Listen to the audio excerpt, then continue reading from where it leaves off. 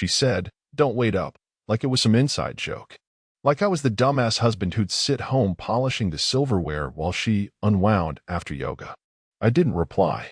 I just stared at the screen, thumb hovering over the message, not even blinking. The dots disappeared.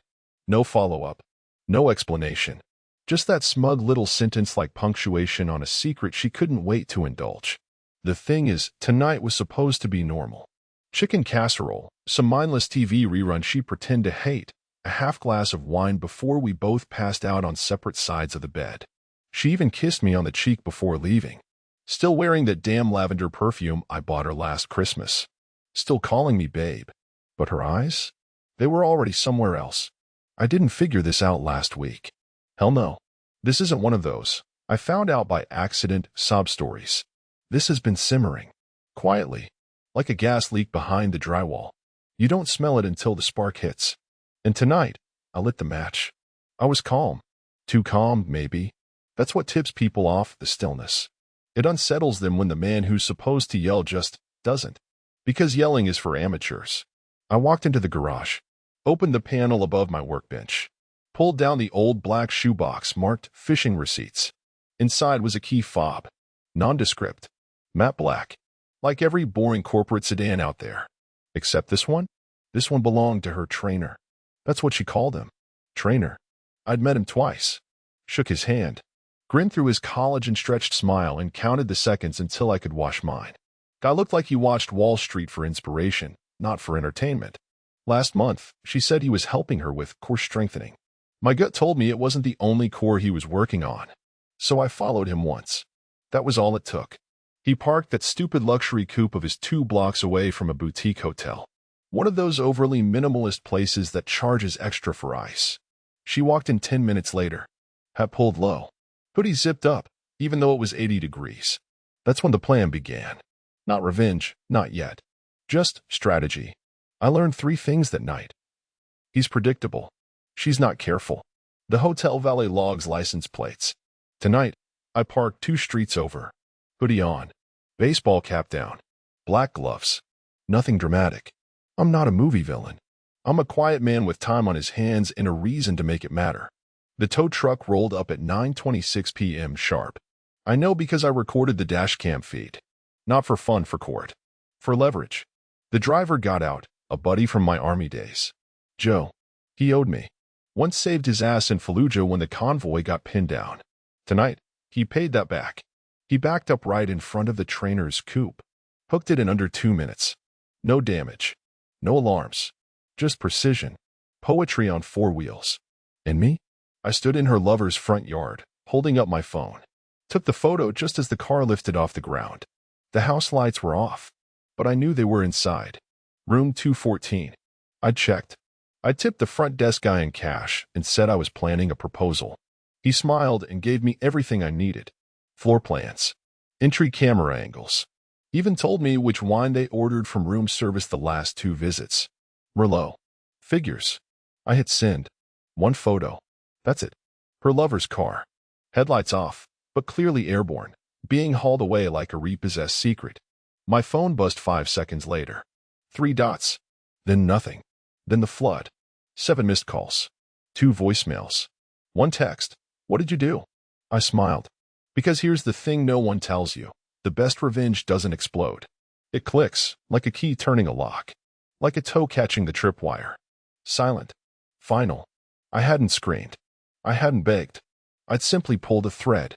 And the whole damn curtain was about to fall.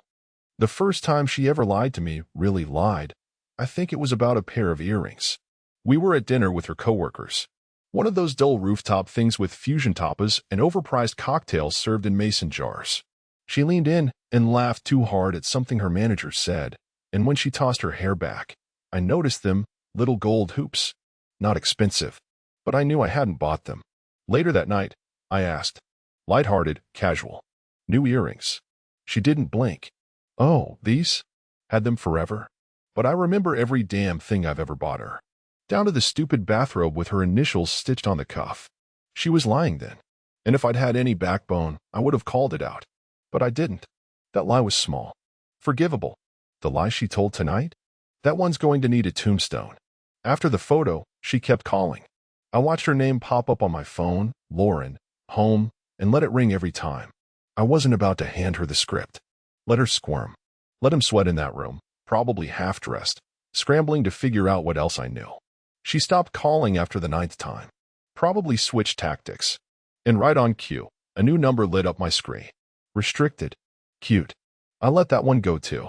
Then I turned off the phone. What she didn't know, what neither of them knew, is that the car wasn't impounded. Joe drove it to a private garage I leased 6 weeks ago. Under a Shell LLC. Clean. Legal. Invisible. The place had one purpose, to be a vault. A vault for their little sins.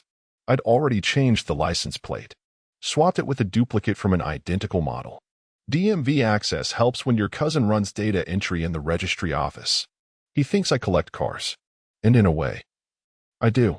Her lover's coupe now sat sandwiched between two classics, a '67 Camaro I rebuilt over 4 summers and an old Impala with a trunk like a coffin. The irony wasn't lost on me. Back at home, I poured myself a drink. Neat. No ice. I walked out to the porch, sat on the steps, and listened. There's a kind of silence that settles when a decision's been made. It hums beneath the crickets. It steadies your hands. And just when I thought I could let the night end, headlights appeared. A rideshare car. Black Prius. Slowed to a crawl in front of my house. Then stopped. She got out. Hair tied back.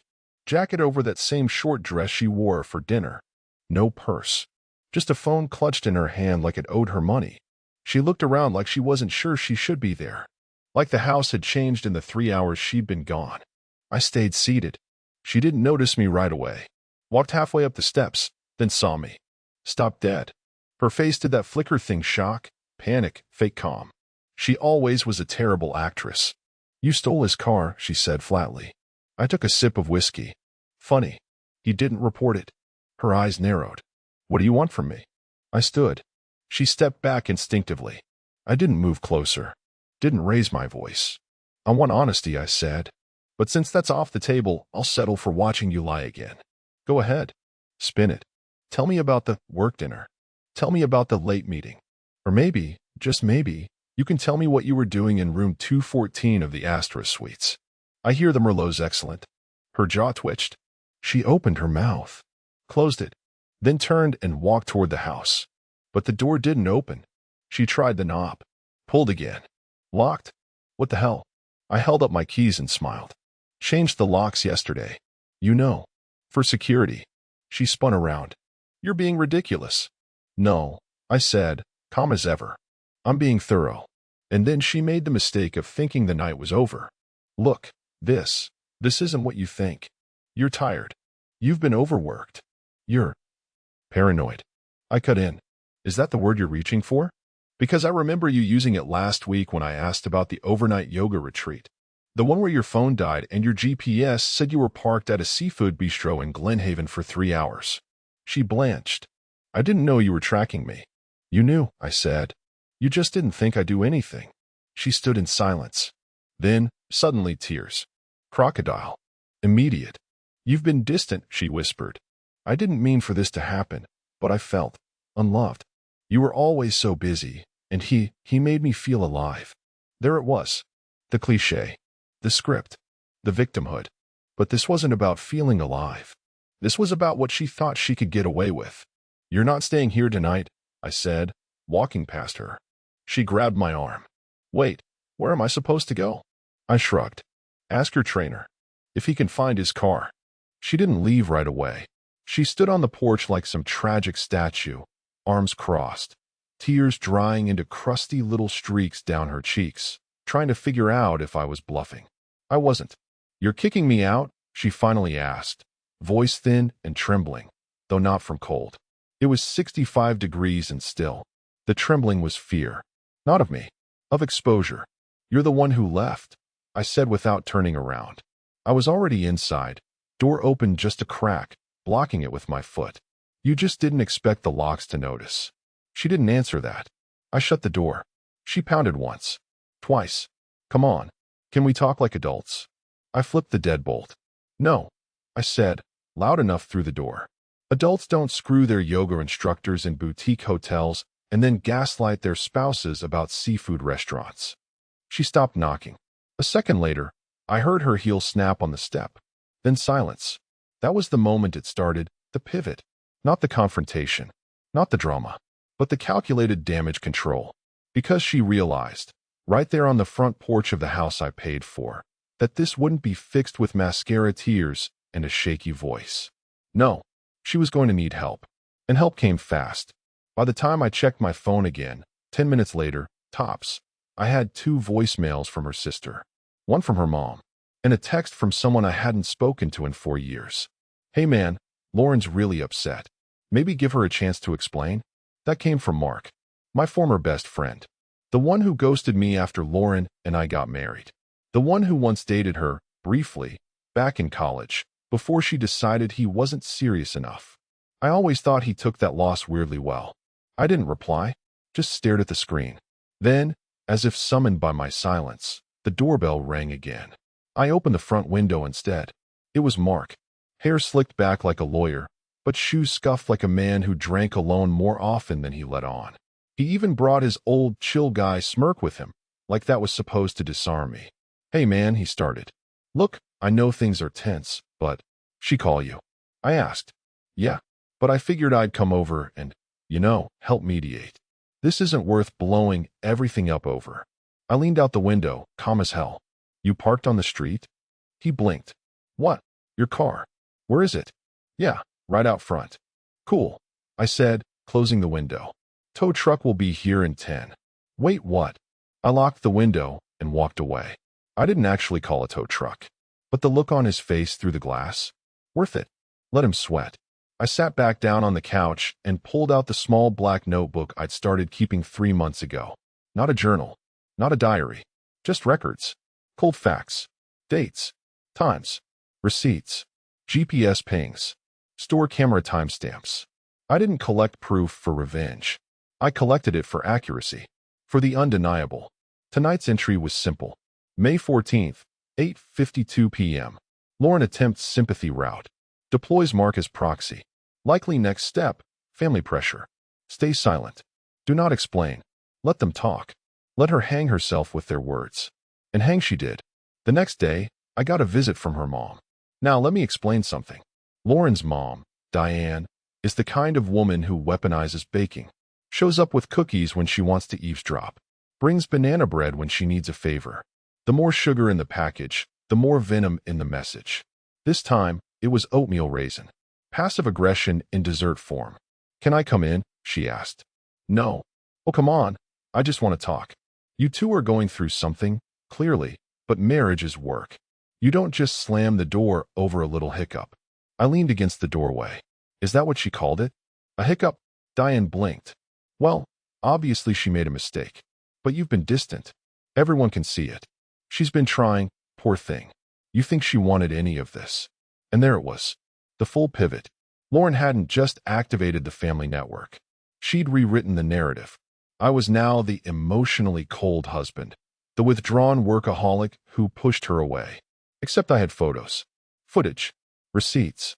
I even had one of her hotel bills showing a charge for 2 glasses of champagne and a midnight comfort massage package. You know what else I had? The spare apartment. That was the symbol no one saw coming. Not a hotel. Not a buddy's couch. A furnished, clean, paid-for apartment across town I'd been quietly leasing for 6 months. The lease was in the name of Grant Holloway, my mother's maiden name plus a high school nickname. No paper trail. No shared utilities. Just a fallback. Because when a man truly suspects he's being lied to, he doesn't just confront. He prepares. And preparation is the quietest kind of war. So I took a breath, looked Diane in the eyes, and said, You tell her this. I'm not angry. I'm not even surprised. But from this point forward, everything she says, everything, will be measured against the truth I already know.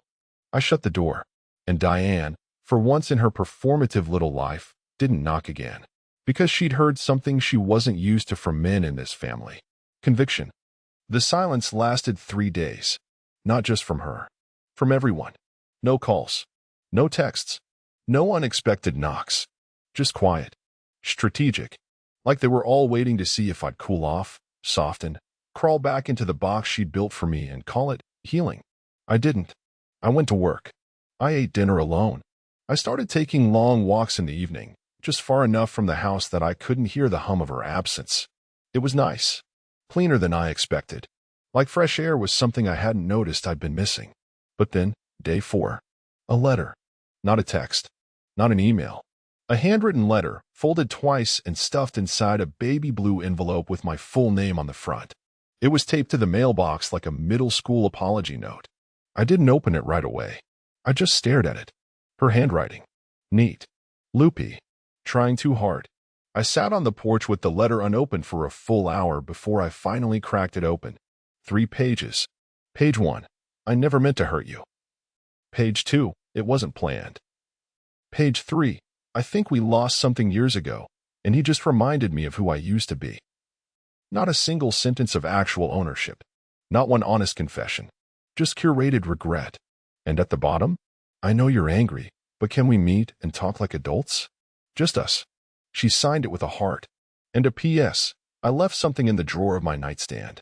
Please don't throw it away. I should have burned the letter. Instead, I folded it, walked inside, and opened the drawer. Tucked beneath an old paperback and a lavender hand cream was a small, red leather box. Jewelry-sized. I opened it carefully. Inside, a tiny silver locket I didn't recognize. Etched initials on the back. E.B. It wasn't hers. Wasn't mine. Wasn't ours. I blinked once. Twice. Then reached for the folder in my desk drawer. The one where I kept the backup receipts, the camera logs, the valet logs from the hotel. One of the receipts, it had a name. Room service to room 214. Paid in cash. Signed with a flourish. Elliot B. I remember thinking, she's not even careful anymore. She brought his things home. A man signs for champagne in a hotel room she claims she never stayed in, and days later I find his initials on a locket buried in our bedroom drawer. But it wasn't just stupidity. It was entitlement. She thought I'd never open the drawer. That even if I did, I believed the lie she hadn't even invented yet. I didn't reply to the letter. Instead, I made a call. To someone she wouldn't expect. To Wendy, her former coworker. They used to be tight, until Wendy transferred to another division. I remembered something about them falling out, some argument involving a conference in Atlanta and a missing hotel reservation. I never pressed for details. But Wendy owed me a favor.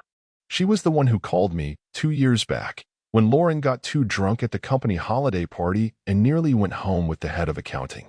She said she couldn't let me be blindsided. Now it was my turn. Hey, Wendy, I said. Got a minute? She hesitated. Well, I didn't expect to hear from you. I just need one thing, I said. You ever hear of a guy named Elliot? Might have worked with Lauren. Trainer. Consultant. Something like that. Dead silence. Then, softly. Elliot Barnes? That's the one. Another pause. Then a sigh. Yeah, I know him. Good guy. Another pause. Longer this time. I'd keep your distance, she said finally. He has a habit. What kind of habit? Let's just say. Lauren's not the first married woman he's trained, and probably not the last. But he usually disappears before things get messy. I swallowed that. Did he ever come to your office? All the time, she said. He was part of this wellness initiative the company was trying. Corporate nonsense. But he had charm. Fake as hell, but effective. Did Lauren ever wear a locket around the office? Small silver one. Pause. Yeah, she said. She wore it for like 2 months. Said it was a gift from her aunt. Of course she did. I thanked her. Hung up. And that's when I realized something. The locket wasn't a mistake. It wasn't some careless souvenir she forgot to hide. It was a test. She left it on purpose. To see if I'd notice. To see how much I knew. To bait a response. Maybe even guilt me into thinking I'd invaded her privacy. She wanted to reset the narrative again. I smiled. Because bait only works on the hungry. And I was already full on evidence. Later that night, I slid the locket into a plastic bag. Labeled it. Filed it in the same drawer as the backup USB drive. Right next to the thumb drive with the security footage. And I started drafting a new document. Not for court. Not yet. But something far more permanent. Asset reallocation paperwork. Because the next time she tried to reclaim control of this story, she'd find the locks weren't the only thing that had changed. The call came at 6:17 a.m. The hour where bad news hits hardest, when your mind is still foggy and the world hasn't made a sound yet. It wasn't her. It was him. I almost didn't answer. Unknown number, local area code. But something told me to pick up. Hello. A pause. Then a voice I recognized from a memory I wasn't supposed to have. Low. Smooth. Confident in the way only cowards are when they think they're anonymous. Is this Adam? I didn't reply. He filled the silence. This is Elliot. Lawrence. Well, I guess that doesn't really matter now, does it? Another beat. I said nothing. She told me you're upset. That you're doing things. Dangerous things. I stared out the kitchen window, watching the sprinklers flick on across the neighbor's lawn. She's scared, he added, like that was supposed to register. Still, I said nothing. Then he said the one thing that told me everything I needed to know. I think you should stop whatever game you're playing before someone gets hurt. There it was. Not concern. Not remorse. Not a sliver of guilt. A threat, dressed in silk. I finally spoke. Tell me something, Elliot, I said, voice flat. You always sleep with married women, or just the ones who pay your Venmo under aliases? That rattled him. You've been tracking me? I let that hang in the air for just long enough to make his imagination fill in the blanks. I know more about your accounts than you do, I said. I know about the payments, the rentals, the Uber you took from the Astra Suites to that fitness retreat in Oakdale, the one registered under L. Hammond. He was quiet now. But more than that, I continued, I know what kind of man you are. Because only a man with no spine calls his lover's husband and pretends he's the victim. His voice came back, tight now, angry. Look, man, I don't want this to escalate. I smiled. It already has. Then I hung up. And for the first time since the whole thing started, I laughed. Not because it was funny. Because it was predictable. Because Lauren couldn't handle me going quiet. Because the playbook was cracking, and instead of owning it, she called in reinforcements, only to send a man like Elliot as her spokesman. It was pathetic. And useful. Because now I had a new voice recording for the file. One where her little secret threatens legal action first. That's not love. That's panic. I got in the car. Drove to the storage unit I'd been renting on the edge of town. Same LLC name. Inside, my war chest. 2 locked crates. One filled with documents. The other? Symbolic things. Personal things. Things they didn't realize they'd handed me. Like the cork from the wine they shared at the Astra. The staff was more than happy to give it to Mr. Holloway as a memento for his anniversary celebration. Or the broken heel from one of Lauren's favorite boots, snapped outside a Glenhaven restaurant. I'd retrieved it myself from the side alley after reviewing parking lot footage. She limped home and told me it broke at work. The symbol of all this? A book. A children's book, to be exact. Titled The Magic Hour. Why? Because she once claimed it was her favorite from childhood. Showed it to me during our first year together. Said her father used to read it to her during tough nights. She called it her emotional anchor. But last month, when I found a copy of it in her car's back seat, creased and worn, I opened the front flap. It didn't say property of Lauren. It had a dedication. To E from K. For all our quiet nights. KS. She wasn't borrowing nostalgia. She was recycling it with him. She read the same damn book to this man she claimed reminded her of who she used to be. That was the moment I realized. She wasn't chasing love. She was chasing identity. Trying to play house with someone who let her rewrite the rules. And I was just the landlord funding the theater. Back home, I dropped the voicemail file from Elliot into the folder titled PRE Escalation, Indirect Threats. And then I made another call. Not to a friend. To a contact. Sandra M. Family law specialist. Quiet. Ruthless. No advertising. All referrals. I'd met her once through a co-worker whose ex tried to gut him in the divorce. Sandra left that man's ex with half a Honda and no visitation. Adam, she answered. You ready? Almost. I want a clause added. Specific. Quiet. What kind? If she tries to shift assets or takes money out under any family member's name, we trigger immediate motion for injunctive relief. She didn't even pause. Smart. That'll blindside her. I'll get it ready. And one more thing, I added. Can we initiate pre-discovery on someone not technically party to the marriage? She smiled through the phone. Elliot. Yeah. Let's dance. I hung up. Then opened the drawer where I kept the old photos, me and Lauren, 5 years ago. Her smile was softer. Mine was real. I took the photo, flipped it over, and wrote 3 words in red ink. That man's dead. Because the next time she tried to play innocent, I'd show her exactly who replaced him. The thing about silence, true silence, is that it doesn't stay quiet forever. It breeds pressure. In her case, it was day 6 when the cracks finally split open. Midday, warm breeze, blue sky. And I saw her car creeping up the street like it was afraid to be seen. Like the act of parking would trigger an alarm. She didn't pull into the driveway. She stopped halfway down the block, got out slowly, scanning the street like a burglar casing her own home. She clutched something in her hand. White, flat, too stiff for paper. A folder. Of course. When charm fails, they pivot to paperwork. I watched her from the upstairs window, hidden behind the curtain. She marched up to the door, didn't knock. Just placed the folder down like it was some sacred offering to the man she thought she could outmaneuver. Then she left. Not a glance back. 10 minutes later, I opened the door, picked up the folder, walked to the kitchen, sat down with a cup of black coffee and opened it like I was flipping through a takeout menu. Inside, printed emails, financial statements, screenshots of texts between her and him.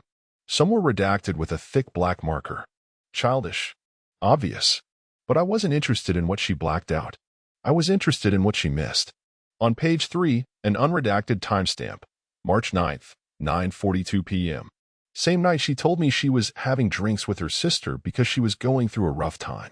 On page 5, a note she tried to scribble out in pen. I wish you knew how good it feels to be held by someone who sees me. She never wrote like that. Not even in anniversary cards.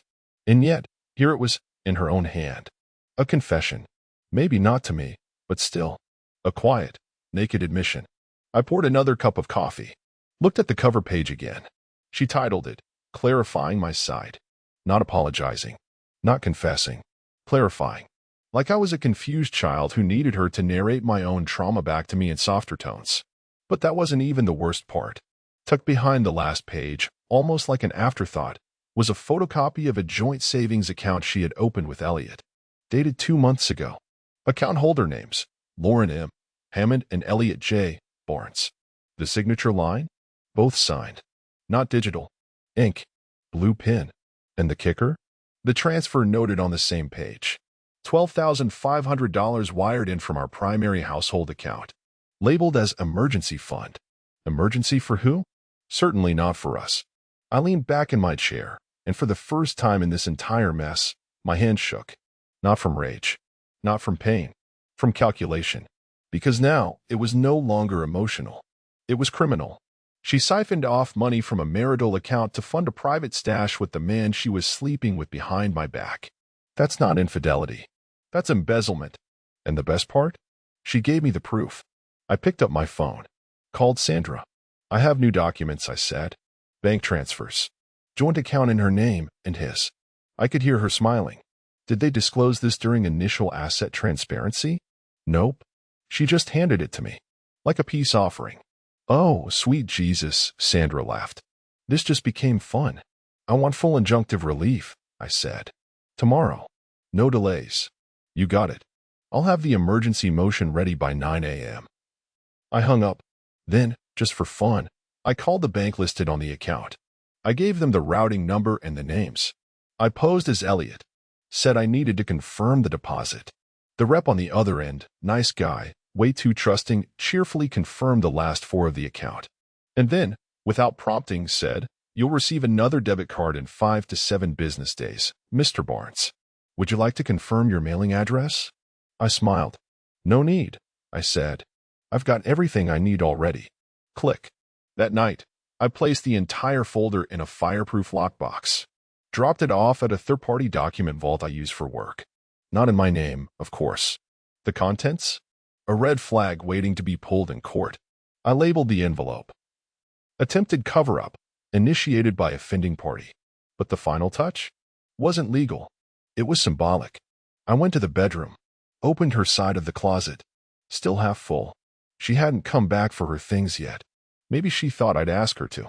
Maybe she thought I'd carry them to her car with sad puppy eyes and a please don't go. Instead, I took down a single item. That stupid faux fur scarf she always wore on girls' nights. I mailed it. No note. No return address. Just one item. Mailed to her mother's house. Let them interpret it however they want. Because from this point forward, no words. Only moves. Day 7 came with clouds. Thick ones. Low and gray, pressing against the town like a secret everyone was pretending not to notice. Even the air felt different, like the kind of day where something breaks and no one's surprised it does. I was in the middle of signing off on Sandra's emergency motion when I got the next surprise. Not a call, not a text, a visitor, someone I hadn't seen in 5 years. Graham, my brother, the one who'd moved to Portland after the fallout with Lauren. The one who skipped our wedding, stopped answering my calls, and told me, once over a whiskey-stained call, "You're marrying someone who doesn't flinch when she lies. You'll see. And when you do, don't say I didn't warn you." He stood at my door in a windbreaker and boots, like he'd just walked out of a goddamn storm that hadn't hit yet. "Figured you might need backup," he said, holding up a six-pack. I didn't hug him. I just opened the door wider. He walked in like he'd never left. For 5 minutes, we didn't talk.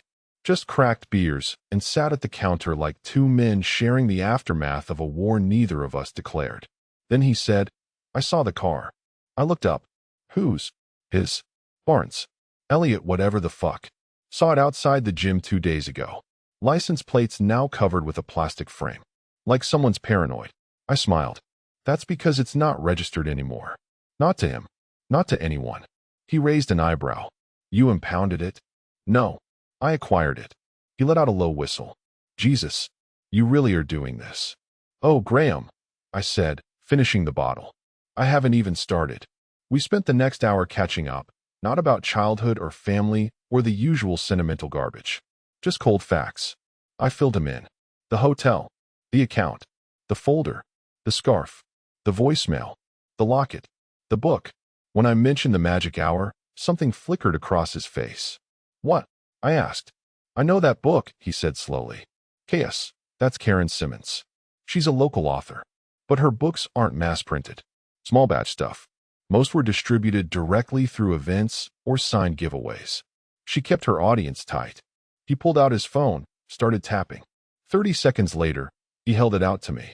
Karen Simmons, children's author, signed tour dates. One stop on the list, Oak Ridge Wellness Expo, February 14th. The same weekend Lauren was with her sister at the lake house. Except the lake house was closed for renovations. I had checked. Now I had proof of where she really was. Not just with Elliot, but attending his events, doing couples things, accepting personalized gifts. I stared at the tour date. Then at Graham. He nodded. She wasn't sneaking around. She was building a life. And that's when I realized. She didn't plan on coming back. All those nights, she came home late. They weren't mistakes. They were rehearsals. She was test driving a version of herself she liked more. One that didn't answer to the mortgage, the routines, the dinner silence. She wasn't cheating because she was lost. She was cheating because she'd already left. And suddenly, all the red flags I'd ignored felt like neon billboards. Like how she started paying for things in cash. How she forgot to log into our budgeting app. How she asked me to stop sending flowers to her office because it was a distraction. How she started wearing perfume again, the same one I bought, but not for me. She wore it because he liked it. She kept me around as an anchor, a fallback, a financial failsafe for a life she hadn't quite committed to leaving yet. Until now. But the joke? She waited too long. She thought she had time to soften the blow, rewrite the history, secure her narrative. But while she played house with Elliot, I became her silent historian. That night, Graham and I sat on the porch as the storm rolled in. Real thunder now. Cracking air and rattling windows. Nature giving me the soundtrack for what was coming. "Can I ask you something?" he said finally. "Shoot. You ever think about just walking away? Taking what's left and leaving her to drown in it?" I didn't answer right away. Then I said, "No." He nodded like he expected that. "She deserves worse than silence," I added. And that's when I told him my final piece. The one I hadn't told anyone. The insurance policy. Not literal. Legal. A document I'd been drafting since day 3. It wasn't a divorce filing. Not yet. It was a statement of intent, filed with a legal timestamp. outlining a detailed timeline of asset movement, emotional manipulation, possible financial fraud, and willful deception, accompanied by documentation, by screenshots, by the voice recording from Elliot, the scanned folder, the account, and now, the dedicated gift from the expo. It wasn't a lawsuit. It was a loaded gun, one I'd deliver when the moment was right. Not out of revenge, out of clarity, because the next time she tried to paint me as the bitter husband, the cold man who drove her into another's arms, I'd introduce them to the one thing she never expected, a husband with receipts. Lauren made her next move 2 days later. It wasn't subtle. It wasn't smart. And it sure as hell wasn't her idea. No, this had Elliot stink all over it. It came in the form of a letter again. Certified mail this time. Delivered with a smug little green receipt slip that required my signature. The envelope was thick. Too thick. Legal paper. I could smell the desperation through the cardboard. Inside? A formal request for mediation. Typed neatly. On attorney letterhead I'd never seen before. A name I didn't recognize, probably one of Elliot's friends from his Jim and Jacket networking club. It was filled with vague phrasing and soft threats. Our client seeks an amicable path forward. Avoid unnecessary legal escalation. Maintain dignity and discretion for all parties involved. All dressed in legalese, but I know a bluff when I see one. It ended with an offer. Not a good one. A 50/50 asset split. No mention of the stolen funds. No mention of the shared account with Elliot. Just split it down the middle and move on peacefully. And right there, paperclipped to the back page, was the cherry on the coward sundae. A mutual non-disparagement clause. Which meant one thing. She was scared. Not of me, of exposure. That clause wasn't about peace. It was about containment. She wanted to make sure I couldn't talk. Not to friends. Not to coworkers. Not even to family. She knew what she had done was radioactive. And Elliot? He didn't want his clients knowing he was sleeping with married women and funneling household money into shared accounts. They wanted silence. But I don't do silence. Not anymore. I scanned every page, uploaded it to the vault folder labeled Coordinated Damage Control Attempt, initiated by adversarial counsel. Then I made my own call. Not to Sandra this time. To Olivia. A private investigator. Mid-40s. Wore boots to court. Once caught a hedge fund manager laundering assets through fake art sales, using receipts printed from a third-grade computer lab. Olivia owed me. We met when I helped her brother save his tech startup from a predatory merger clause. In return, she said I had one favor any time I wanted it. I cashed it in. I need a full workup, I said. On both of them. But mostly him. Names. I gave her everything. Elliot's full legal, the LLCs, the bank routing numbers, the boutique hotel routines. Everything I had. And Lauren. Start with digital movement. Track financial behavior 6 months back. Flag anything unreported. She whistled. You're not playing small. I was never playing. 3 days later, she sent the report. Password-protected PDF. 78 pages. But I only needed 3. Page 12. Elliot's training business wasn't registered properly. In fact, it had lost its state fitness license 2 years ago after a client filed a complaint involving undisclosed romantic engagement and financial coercion. The case was closed quietly. Settlement sealed. Page 35. Lauren had made 2 hotel reservations in her name, paid in cash, both booked for 2 guests. One was Valentine's weekend. The other? The night she told me she had food poisoning and stayed at her mother's. Page 51. A recorded purchase. Lauren had bought a second cell phone. Burner. Purchased 3 months ago at a kiosk in a mall I've never been to. She never told me. Never even hinted. And the location data? Every night she stayed late at work, the phone pinged near Elliot's apartment. Every single time. That wasn't an affair. That was dual citizenship. She was living a second life while I paid for the first one. I sat in silence after reading that, the file open on my screen like a coffin lid. All the little fragments, finally lined up in one cold, airtight line. And still, the worst part wasn't what they did. It was what they planned to do next. Because buried in Olivia's summary was something I hadn't expected. An apartment lease. Signed 2 weeks ago. In Lauren's name. Out of state. 1 bedroom. 1 office space. Unfurnished. Move-in scheduled for the end of the month. She wasn't just leaving. She was relocating. With Elliot. The final move. She just hadn't told me yet. She thought she'd be gone before the court filings hit. She thought she could cash out and vanish with half of everything. But I had already filed the injunctive relief. And that means everything she tries to move now? Frozen. By the time she gets the court summons, the apartment won't be hers. The money won't be hers. The exit plan won't even have oxygen left. Because in her arrogance, she forgot one thing. You can't ambush a man who's already laid the trap. I leaned back in my chair, looked out the window as the sun started to set, and then I texted Graham just 2 words.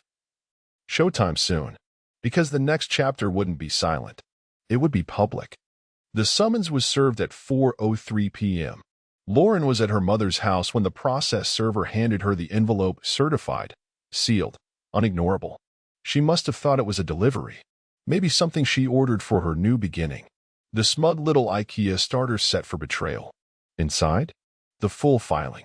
Asset freeze. Emergency injunction. Pre-discovery motion. All neatly bound. All thoroughly backed. All pointing directly at her and Elliot. I didn't see her open it. Didn't need to. But the phone started buzzing 6 minutes later. Hers first. Then her mother's. Then, God help him, Mark again. None of them got through. Not anymore. I was busy. Because while she was panicking, flipping pages in a kitchen full of tension and ceramic roosters, I was sitting in a private meeting room downtown with Sandra and Olivia. Coffee. USB drives. Paper files stacked like the opening move of a chess tournament. We were drafting part 2. The public part. See, the freeze stopped her from touching the money. The pre-discovery gave us access to communications, financial logs, and metadata. But exposure? That required finesse. Sandra slid a folder across the table. Inside was the media packet. Not for TMZ.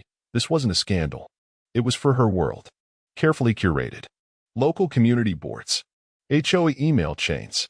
A few well-placed connections in her corporate wellness network. Each one would receive an anonymous tip. Nothing slanderous. Just facts. Facts with receipts. A trainer operating without an active business license. A married woman diverting marital funds into a private account with said trainer. A shared lease. A burner phone. 2 lives. 1 paycheck footing it all. Just the truth. With timestamps. We called it the gentle spotlight. Because Lauren didn't fear legal consequences. She feared reputation damage. She built her persona carefully, resilient woman, balanced soul, community voice. But all that serenity turns to ash when your coworkers find out your side hustle was someone else's husband's savings account. At 6:22 p.m., Sandra's assistant hit send. The first batch of emails. The first soft ripple across her curated pond. I didn't need to track her phone to know what happened next. At 6:47 p.m., I received a single text. You bastard. No name. Just that. I stared at it for a moment, then typed. See you in court. But I didn't hit send. Because it wasn't true. There wouldn't be a court. Not the way she thought. You see, I had one last card left. One she'd never seen coming. It wasn't legal. It wasn't digital. It was personal. A letter. Written weeks ago. Not by me. By her mother. Back before all of this, Diane, Lauren's mother, sent me a handwritten note. A thank you, she said, for keeping this family strong. I'd kept it. Tucked away. Not because I cared about the words, but because of the signature. Diane signed everything with her full name and her legal credentials. Diane M. Torelli, CPA. What Lauren never knew is that Diane once filed her taxes when she was too overwhelmed to do it herself. And she signed it. Filed jointly. And that's where she made her fatal mistake. Because in Diane's desperate attempt to salvage her daughter's mess, she co-signed on false information. She submitted a return that claimed full household transparency, no separate accounts, no secondary income streams. But we now had documentation that proved otherwise. And in Sandra's hands, that signature became a lever. We didn't need to use it. Just hint at it. Which is exactly what the new letter, sent from Sandra's office at 7:04 p.m., did. It read, in part, while our client prefers to keep all matters civil and contained, we are prepared to open a formal inquiry into all co-filed tax documents should this proceed with non-compliance.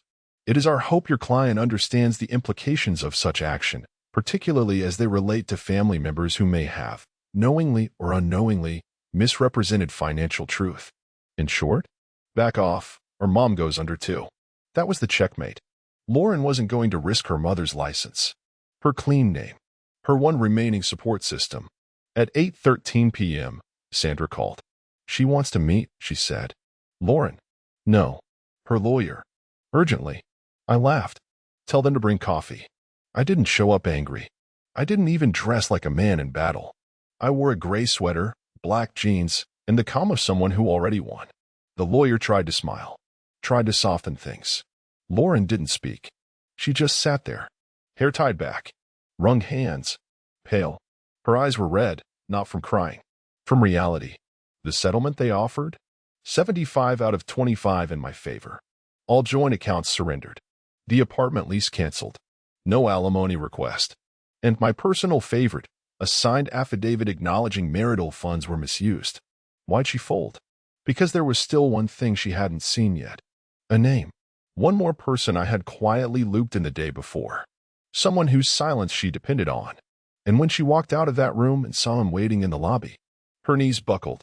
Because the man sitting there, arms crossed, wedding ring still on, was Elliot's fiancé. She didn't scream. Not right away.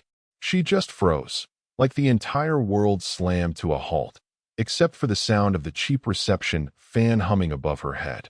Her eyes locked on the woman seated calmly by the lobby window. Early 30s.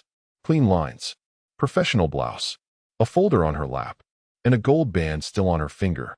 Elliot's fiancée. Her name was Claire. I hadn't spoken to her before yesterday.